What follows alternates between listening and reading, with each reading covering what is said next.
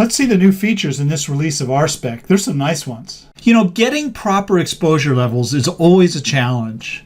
And for some time in the system, we've had this pixel map that will show the values for each pixel in the rows between the orange lines. You can scroll horizontally, you can change the column width.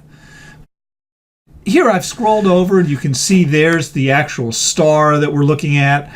And you'll notice a lot of 255s there. This is an 8-bit image. We'll look at a 32-bit image in a moment.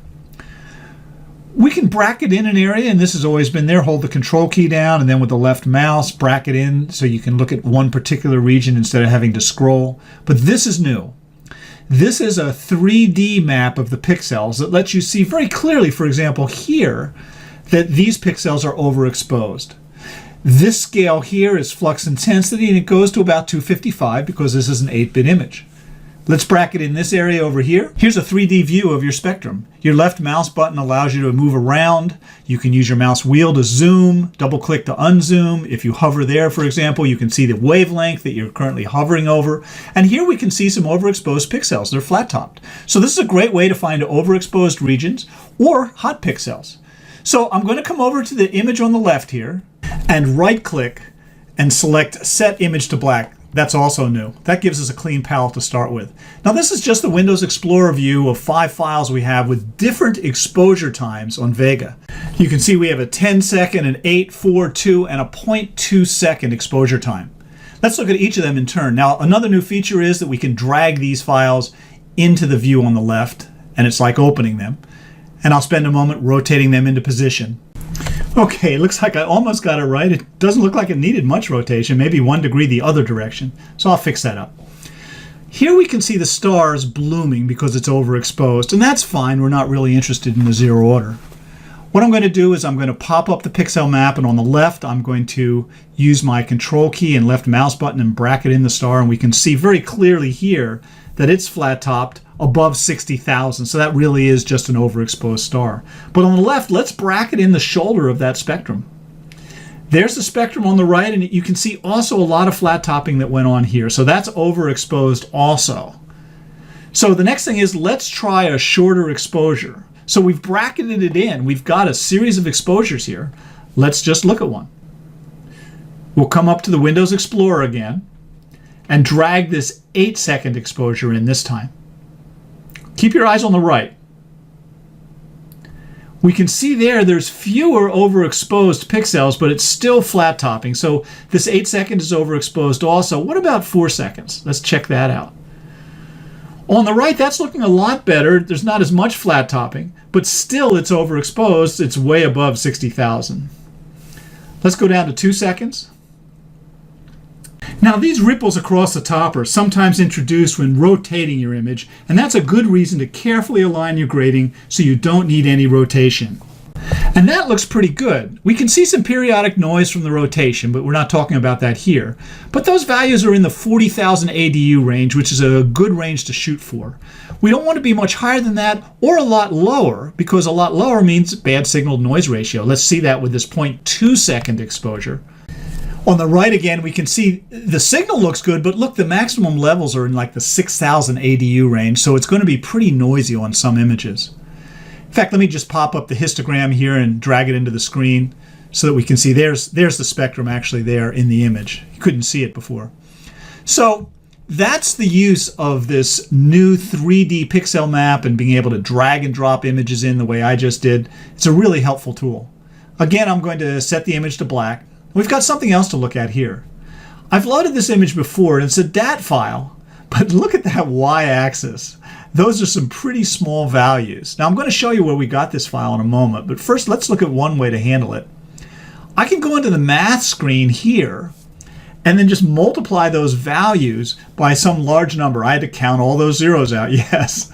Let's move that back to the main axis. We can see the y-axis now has a little bit easier to work with numbers in terms of how they're represented. But there's another way to do it. I'm going to close this. Let's open that .dat file again.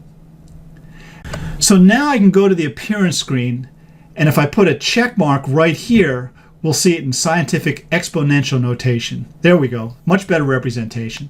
So it's just a convenient way of looking at data like this. Now, where do we get data like this? You might wonder. So let me start at my browser. So it's the transient name server, and I'm going to scroll down so you can see what they say about themselves. There we go. TNS is the official IAU mechanism for reporting new transients like supernova candidates. So this opens up a lot of data access for you. You can now go to this site and download data and view it in RSpec of current supernovas. Now this is another website I wanted to look at with you. This is the BESS database, and it's a database of BE stars, and a lot of amateurs we know as well as professionals use that database, and you can now download data from it and examine it also. Let's look at one. Now you notice this is a FITS file. This is a 1D FITS file. It's just like our .dat file that we can export from the right screen here.